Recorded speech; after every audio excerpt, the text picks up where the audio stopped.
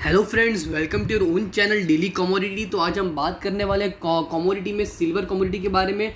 उसके फैक्टर्स के कौन कौन से ऐसे फैक्टर्स हैं जो सिल्वर प्राइस को अफेक्ट करते हैं, और उसके बाद में हम देखेंगे सिल्वर का ओरिजिनेशन किस तरह से होता है, कौन कौन सी कमोडिटी के थ्रू सिल्वर का ओरिजिनेशन होता है, उसको किस तरह से माइन किया जाता है, सिल्वर मोस्टली कौन कौन सी कंट्रीज़ में मोस्ट प्रोड्यूस होता है, वो हम देखेंगे कि कौन सी ऐसी टॉप 5 कंट्रीज है जिसके अंदर सबसे ज़्यादा सिल्वर प्रोड्यूस होता है, और मेन सिल्वर के कौन कौन से यूज़ होते हैं सिल्वर के इंडस्ट्रीज़ में। तो वो सब हम देखने वाले हैं। आपको याद दिला दूं कि अगर अभी तक आपने हमारे इस चैनल को अगर सब्सक्राइब नहीं किया हो तो डेली कमोडिटी चैनल को ज़रूर सब्सक्राइब कर दीजिएगा। तो हम सबसे पहले बात करने वाले हैं सिल्वर कमोडिटी के बारे में कि सिल्वर कमोडिटी मेनली है क्या और किस तरह से फंक्शन करता है। तो आपको बता दूं कि सिल्वर एक ऐसी कमोडिटी है जो एक मेटल कमोडिटी जो कि सेकेंड मोस्ट प्रीशियस कमोडिटी गिना जाती है सिल्वर गोल्ड के बाद। और वो सिल्वर एक ऐसी कमोडिटी जो कि मोस्टली ज्वेलरी में लॉन्ग टर्म इन्वेस्टमेंट ऑप्शंस के लिए बहुत ही ज़्यादा यूज़फुल होती है, और जो नॉर्मल ट्रेडिंग या कोई इन्वेस्टमेंट पर्पस होता है, जो कि अगर समझ लो कोई गवर्नमेंट अपनी ETF फंड भी निकाल रही है, या सिल्वर के बहुत सारे फ्यूचर एंड ऑप्शन के कॉन्ट्रैक्ट्स भी होते हैं, तो उसके तो भी मोस्ट वॉलेटाइल अगर आप जानना चाहते हैं कि कौन सा सबसे ज़्यादा वॉलेटाइल कॉन्ट्रैक्ट होता है, तो आप अगर आप सिल्वर में इन्वेस्ट करते हो तो आपको वॉलेटिलिटी भी बहुत ही अच्छी देखने को मिलेगी। और सिल्वर में आपको OTC that is over the counter भी आपको ट्रेडिंग करने के लिए परमिशेबल है MCX और NCDX के अंदर। अब हम देख लेंगे कि ऐसे कौन कौन से फैक्टर्स हैं जो कि सिल्वर की प्राइस को अफेक्ट करता है मार्केट के अंदर। तो सबसे जो पहला फैक्टर आपको देखने को मिल रहा है वो है डिमांड एंड सप्लाई। अगर आप समझ लो कोई भी कमोडिटी में ट्रेड करते हो तो सबसे मेन फैक्टर उस कमोडिटी का होगा कि उसकी मार्केट में डिमांड क्या है और सप्लाई क्या है। तो आपको बता दूं कि मार्केट में अगर बात करें सिल्वर कमोडिटी के बारे में, तो सिल्वर कमोडिटी मेनली है लिमिटेड, जो कि उसको ज़्यादा अपन एक्सट्रैक्ट नहीं कर सकते, क्योंकि मेनली सिल्वर जो जिंक होता है, गोल्ड होता है, उसके अंदर से एक्सट्रैक्ट मतलब बाय प्रोडक्ट गिनाया जाता है, जो कि आप यूज़ कर सकते हो एज अ कमोडिटी पर्पस के लिए।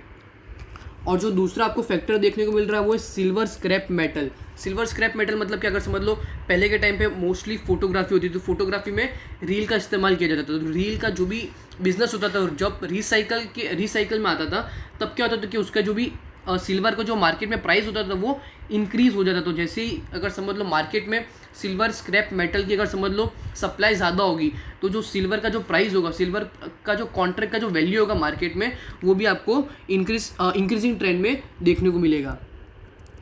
थर्ड जो फैक्टर है वो टेक्नोलॉजी। तो टेक्नोलॉजी तो जैसे कि आप जानते ही होंगे कि अगर समझ लो उस टाइम की अगर हम बात करें तो उस टाइम फोटोग्राफी का टाइम था, उस टाइम रील भी थी, लेकिन अभी एक ऐसा टाइम है जो कि फोटोग्राफी का जो रील का जो भी सिस्टम है वो भी सब बंद हो चुका है। तो उसके कारण हम ऐसा ही बोल सकते हैं कि मार्केट में सिल्वर की जो सप्लाई है वो कम है, तो उसके कारण आप ऐसा बोल सकते हो कि मार्केट में उसकी डिमांड ज़्यादा होगी।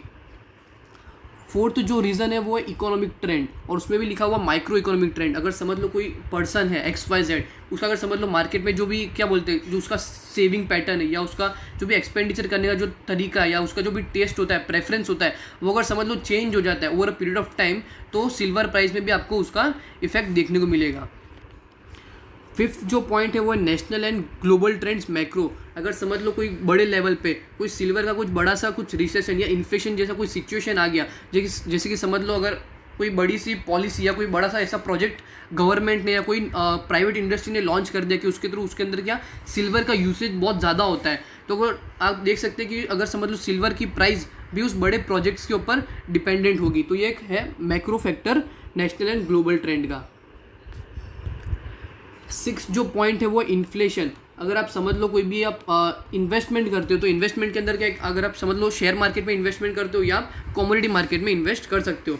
तो अगर समझ लो आप शेयर मार्केट में इन्वेस्ट करते हो, तो अगर समझ लो जो टाइम पीरियड है वो अगर समझ लो ख़राब चल रहा है या इन्फ्लेशन आ गया मार्केट में, तो जो शेयर मार्केट है वो ऑफकोर्स डाउन ट्रेंड में चला जाएगा। लेकिन जबकि सिल्वर और गोल्ड एक ऐसी कमोडिटी जो कि अप ट्रेंड में होगी, क्योंकि वो एक इन्फ्लेशन के अंदर हैच करते हैं अपने आप को, ताकि कि अगर समझ लो इन्फ्लेशन 1% डाउन होता है, तो जो सिल्वर का प्राइस है वो 2% आपको हाई देखने को मिलेगा in the time of inflation. जो सेवेंथ पॉइंट है वो स्ट्रेंथ ऑफ द डॉलर। अगर समझ लो US मार्केट में अगर डॉलर का वैल्यूएशन बढ़ जाए in comparison to Indian rupees, तो जो गोल्ड या सिल्वर दोनों में से कोई भी कमोडिटी होगी तो उसका भी आपको प्राइस इंक्रीजिंग ट्रेंड में देखने को मिलेगा। एर्थ है गोल्ड प्राइसेस। अगर आप समझ लो सिल्वर को ट्रेड करते हो या फिजिकल या इलेक्ट्रॉनिक फॉर्म में MCX या NCDX मार्केट में, तो उसके अंदर भी अगर समझ लो उस सिल्वर के कॉन्ट्रैक्ट्स अगर समझ लो मार्केट में बढ़ जाते हैं तो उसके थ्रू भी ऐसा आपको मतलब प्रिडिक्शन देखने को मिल जाता है कि सिल्वर का जो प्राइस है वो इन फ्यूचर बढ़ सकता है, क्योंकि मार्केट में जो भी कॉन्ट्रैक्ट सिल्वर के बाय करते हैं वो आपको अप ट्रेंड में देखने को मिलते हैं। अगर आप समझ लो अगर गोल्ड का प्राइस भी मार्केट में बढ़ रहा है तो in comparison to gold silver का प्राइस भी कोई ना कोई एक रेशियो होता है उसका 1:2 या 1/2। अगर समझ लो गोल्ड का प्राइस 1% बढ़ता है तो सिल्वर का जो प्राइस होगा मार्केट में 1.5 या 2% के आसपास आपको इंक्रीजिंग ट्रेंड में देखने को मिलेगा।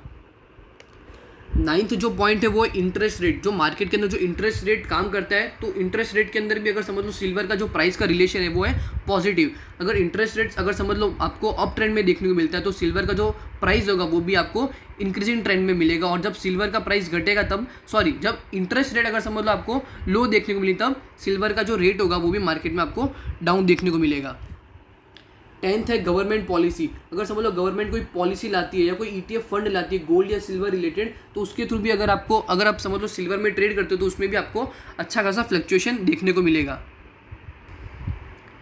अब हम देखेंगे कि सिल्वर का जो प्रोडक्शन होता है वो कौन कौन से सेक्टर्स या कौन कौन से सेगमेंट्स होता है। तो सिल्वर जैसे कि आप सबको पता है कि अर्थ के क्रस्ट में से जो माइन किया जाता है सिल्वर को, जो कि खुद का एक नॉर्मल एलिमेंट नहीं है कि सिल्वर माइन किया जाता है, जबकि सिल्वर एक बाय प्रोडक्ट है। जब आप माइनिंग करते हो लीड को, जिंक को, कॉपर को या गोल्ड को, अब जब माइन करते हो तो उसमें से जो बाय प्रोडक्ट मिलता है वो होता है सिल्वर। और जैसे कि आपको मैंने पहले ही बोला कि रिसेंटली जो भी इन सब का जो सिल्वर का जो प्रोडक्शन है मार्केट में वो गिर चुका है, क्योंकि लीड, जिंक, गोल्ड का प्रोडक्शन मार्केट में कम हो चुका है। तो उसके कारण क्या जो सिल्वर का जो प्रोडक्शन होता है या सिल्वर जो बाय प्रोडक्ट मिलता है उनके थ्रू वो भी आपको डाउन ट्रेंड में देखने को मिल रहा है। तो इसका मतलब क्या हुआ, मार्केट में जो सप्लाई होती है सिल्वर की वो कम हो चुकी है। नेक्स्ट हम देखेंगे कि ऐसी कौन कौन सी 5 जो सबसे ज़्यादा सिल्वर प्रोड्यूस करती है, ऐसी कौन कौन सी कंट्री। तो उसके अंदर सबसे जो पहले आपको कंट्री दिख रही है वो है मैक्सिको। मैक्सिको के अंदर 186.2 million ounce of silver produce होता है। पेरू के अंदर 147.7, चाइना के अंदर 112.4, चाइल के अंदर 48.1 और रशिया में 46.6 million ounce of silver produce होता है। अब हम देखेंगे कि सिल्वर के मोस्टली ऐसे कौन कौन से यूज है जो मार्केट में बहुत ही अच्छी तरह से होते हैं। उसके अंदर भी उसके थ्रू भी मार्केट में जो प्राइस होती है सिल्वर की वो मोस्टली डिपेंडेंट होती है। तो उसके अंदर सबसे पहला है ज्वेलरी का बिजनेस। अगर समझ लो ज्वेलरी का बिजनेस अगर समझ लो आउटबर्स्ट होता है, मतलब समझ लो अगर ज्वेलरी बहुत ही अच्छी मार्केट में चलने लगी, जैसे कि इंडिया जैसे कंट्री में गोल्ड और सिल्वर का बहुत ही ज़्यादा लोगों को शौक है बाय करने का, सेल करने का प्राइस के हिसाब से, या उसको एज अ सेफ्टी रखने का। तो अगर समझ लो ज्वेलरी का बिजनेस अगर इंडिया में बढ़ जाता है या कोई भी बड़े से ग्लोबल प्लेटफॉर्म पर अगर समझ लो ज्वेलरी का बिजनेस बढ़ जाता है तो आपको सिल्वर का प्राइस आपको बढ़ते हुए देखने को मिलेगा। सेकेंड जो रीज़न है वो है, सेकेंड जो यूज़ ऑफ सिल्वर है वो है टेक्नोलॉजी। अगर समझ लो टेक्नोलॉजी के अंदर समझ लो कोई ऑटोमोबाइल सेक्टर हो गया या फिर टेलीकॉम सेक्टर हो गया, तो उसके अंदर भी जो वायरिंग्स होती है या बहुत बड़े बड़े जो प्लेटफॉर्म्स बनते हैं तो उसके अंदर भी सिल्वर का यूज़ किया जाता है, क्योंकि सिल्वर एक बहुत ही अच्छा कंडक्टर गिना जाता है इलेक्ट्रिसिटी को पास करने के लिए। तो टेक्नोलॉजी भी एक बहुत बड़ा फैक्टर है कि अगर समझ लो टेक्नोलॉजी के सेक्टर में भी अगर सिल्वर का ज़्यादा इस्तेमाल होता है तो जो प्राइस होती है सिल्वर के कॉन्ट्रैक्ट की वो भी आपको बढ़ती हुई देखने को मिलेगी। थर्ड है प्राइवेट इंडस्ट्रीज़। प्राइवेट इंडस्ट्रीज़ के अंदर समझ लो जैसे एप्पल के फ़ोन हो गए, एप्पल के फ़ोन के अंदर भी जो वायरिंग होती है वायरिंग सिल्वर की होती है और गोल्ड की होती है। तो उसके थ्रू भी आप देख सकते हैं कि समझ लो प्राइवेट इंडस्ट्री सिल्वर का ज़्यादा यूज़ करने लग जाए तो जो मार्केट में जो सप्लाई होती है सिल्वर की वो आपको बढ़ती हुई देखने को मिली। तो उसके कारण क्या मार्केट में सप्लाई तो कम है सिल्वर की लेकिन उसका यूजेज बढ़ जाएगा, तो उसके थ्रू भी आपको ऐसा लग सकता है कि सिल्वर का प्राइस इन फ्यूचर आपको बढ़ते हुए देखने को मिल सकता है।